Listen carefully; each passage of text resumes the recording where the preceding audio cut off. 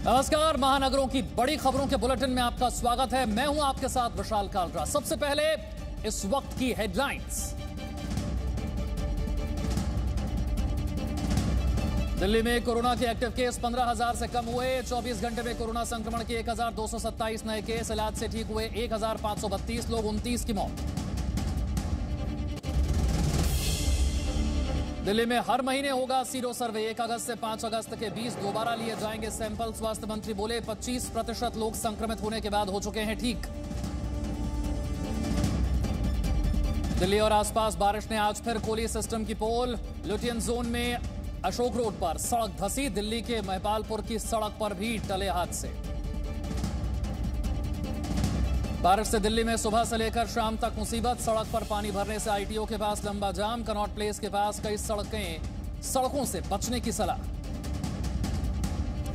गाजियाबाद में गुंडागर्दी में जान गंवाने वाले पत्रकार विक्रम जोशी के परिवार को योगी सरकार से मदद का ऐलान।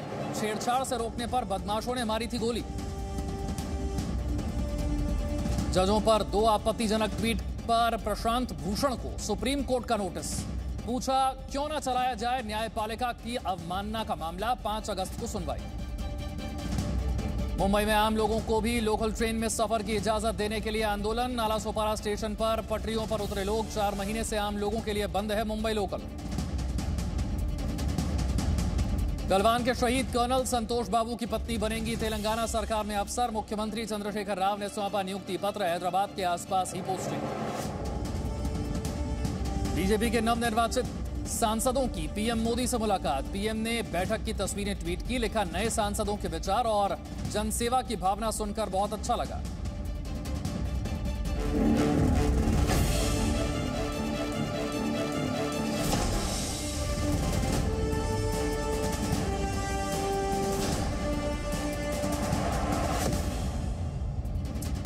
तो महानगरों के मुख्य समाचार आपने देखे तेज रफ्तार से। अब आपको खबरें विस्तार से बताते हैं।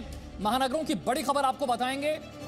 हर छोटी बड़ी खबर से आपको रूबरू कराएंगे। बात होगी रक्षाबंधन से पहले हर परिवार को जगाने वाली खबर की, क्योंकि सवाल बहन बेटियों की रक्षा करने वालों का है। उत्तर प्रदेश में बहन बेटियों के रखवालों को ही अपराधियों ने निशाना बनाया है। इस पर राज्य की योगी सरकार क्या कर रही है, ये आपको बताएंगे। वहीं मुंबई एडिशन में बात करेंगे अयोध्या पर शिवसेना की नई मांग की।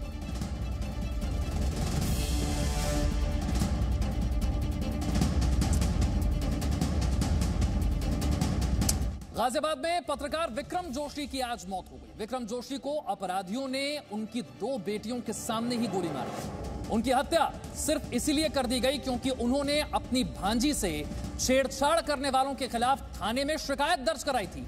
ऐसे में सवाल यह है कि क्या उत्तर प्रदेश में मुख्यमंत्री योगी आदित्यनाथ का खौफ अपराधियों में खत्म हो गया है?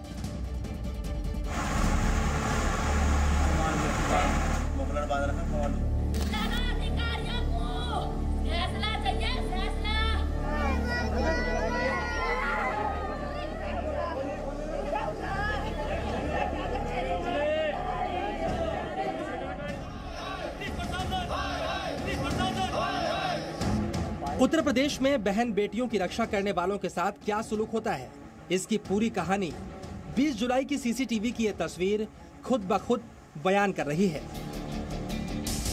पत्रकार विक्रम जोशी सोमवार रात अपनी बाइक से विजयनगर के इलाके में अपनी 2 बेटियों के साथ जा रहे थे।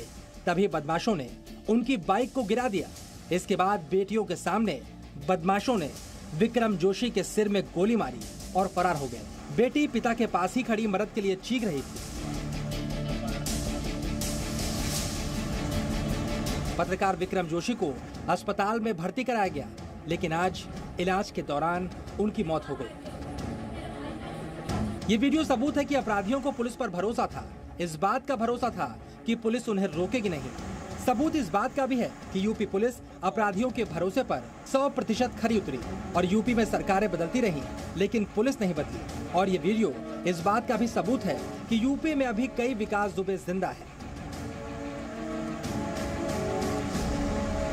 जैसे ही हम गली से निकले, उन्होंने हमारी गाड़ी को धक्का दे दिया। फिर हम नीचे गिर गए और हमसे कहने लगे कि तुम जाओ यहाँ से, अब तुम्हारा बाप नहीं बचेगा। अब मैंने बोला मैं तो नहीं जाऊँगी। और ये फिर भाग के गई, ये बुआ को बुला के लाई। जब तक वो मार चुके थे पापा को, फिर पापा बेहोश हो गए, खून बहने लगा और फिर पापा को हॉस्पिटल ले गए। बस। कितने लोग थे उस वक्त? 10 से ज़्यादा थे। मैंने बोला था मेरे पापा को बचाओ, कोई भी नहीं आया, कोई भी।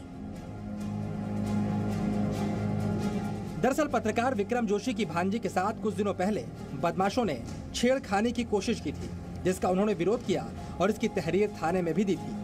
पुलिस ने ना उसमें कार्रवाई की और ना ही किसी की गिरफ्तारी हुई, जिससे बदमाशों के हौसले और बढ़ गए और सोमवार की देर रात विक्रम जोशी को ही बदमाशों ने गोली मार दी। मैंने भैया 2 कंप्लेंट करी, लेकिन दोनों में से मुझे किसी पे भी रिएक्शन नहीं मिला। जब अगर उस पर रिएक्शन होता तो ये सब नहीं होता। मेरे भाई के सिर में रोड मारी, यहाँ पर रोड मारती मेरा भाई गिर गया। गिरने के बाद उसकी छोटी बेटी भागी, मेरे घर आई, भागी। और जब हम वहाँ पहुँचे तो सब कुछ खत्म हो चुका था। हमारा भैया के गोली मार के वो लोग भाग चुके थे। उसकी 8 साल की बेटी थी, उसके सामने उसके बाप को गोली मारी गई थी। पत्रकार विक्रम जोशी की मौत के बाद दिल्ली से लखनऊ तक योगी सरकार के खिलाफ सियासी बयानबाजी शुरू हो गई। राहुल गांधी, प्रियंका वाड्रा से लेकर अखिलेश यादव और मायावती ने घटना पर सवाल खड़े किए। इतने में गाजियाबाद पुलिस भी एक्शन में आ चुकी थी और मामले में 9 आरोपियों को गिरफ्तार कर लिया गया। अभियुक्तों की धरपकड़ की गई, जिसमें कुल 9 अभियुक्त हम लोगों ने पूरी रात भर में गिरफ्तार किए, जिसमें से जो मुख्य अभियुक्त छोटू था और रवि थे। ये जो 2 मेन थे, रवि जिसने प्लानिंग की थी और छोटू जिसने गोली चलाई थी, दोनों को भी गिरफ्तार किया गया। उसी में जो इनका जो अवैध तमंचा था उसको भी बरामद किया गया है। पत्रकार विक्रम जोशी के परिवार के लिए उत्तर प्रदेश की योगी सरकार ने 10 लाख के मुआवजे का ऐलान किया है, लेकिन सवाल यही है कि उत्तर प्रदेश में बहन बेटियों की रक्षा करने वाले इस तरह कब तक अपराधियों का निशाना बनते रहेंगे। गाजियाबाद से राजू राज के साथ ब्यूरो रिपोर्ट, जी मीडिया।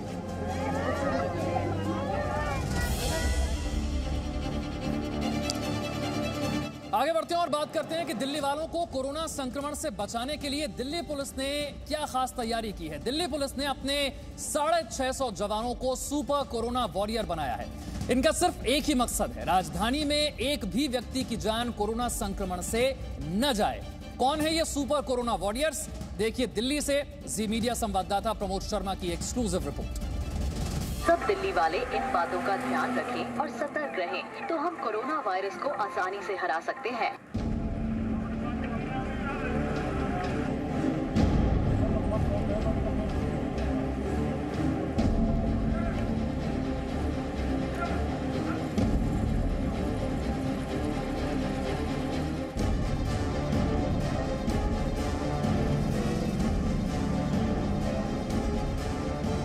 ये दिल्ली पुलिस के सुपर कोरोना वॉरियर्स हैं। सुपर वॉरियर्स इसलिए क्योंकि पहले तो इन्होंने खुद अपने शरीर में कोरोना को हराया और अब दूसरे कोरोना संक्रमित मरीजों की जान बचा रहे हैं।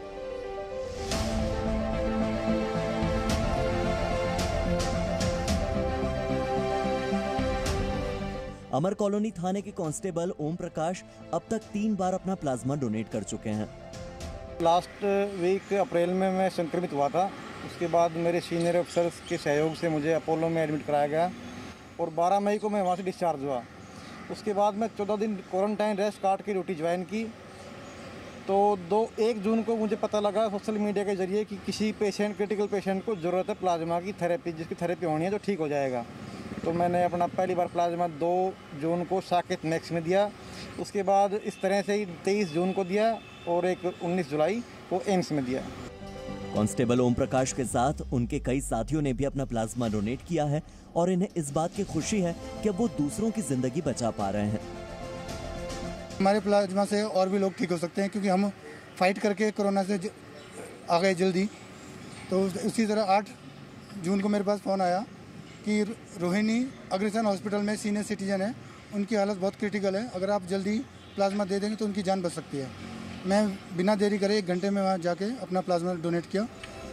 दिल्ली पुलिस को उम्मीद है कि आने वाले वक्त में दिल्ली पुलिस के जवान अपने प्लाज्मा से सैकड़ों लोगों की जिंदगी बचाने में कामयाब होंगे।